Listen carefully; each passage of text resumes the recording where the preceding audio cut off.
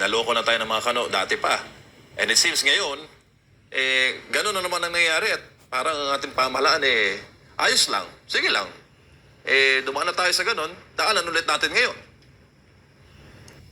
Siguro yun ang point ko na tinanggap ng mga tao ngayon, kaya medyo meron tayong kunting viral kasi ang sinasabi ko nga, we are at war with the United States of America kasi nga noong 1898 nung malapit nang manalo yung Katipunan, yung mga hero natin na sina Andres Bonifacio, malapit na nilang matalo yung mga Kastila, bigla lang lumitaw yung mga Amerikano. Kunyari, nakipaggera sila sa puwersa ng mga Kastila in 1898. Ang mali ng mga Pilipino na ang mga hero natin dati is naniwala sila sa Amerikano.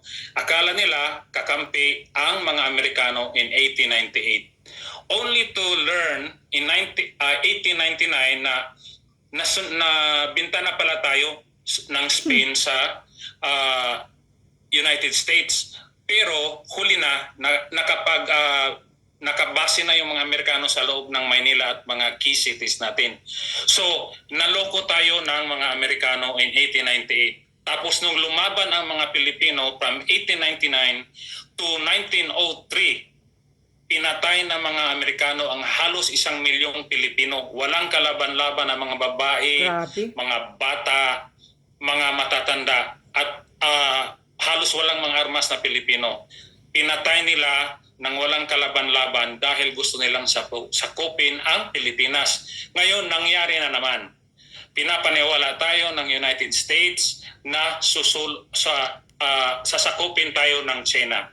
Kung sasakupin tayo ng China, dapat nauna na nilang sinakop ang Korea, ang Vietnam, ang India, na mas malapit sa kanila, ang layo-layo ng Pilipinas. So, naniwala tayo na sasakupin tayo ng China tapos pinapasok natin ang pinakamalaking teroristang bansa sa buong mundo, ang United States of America.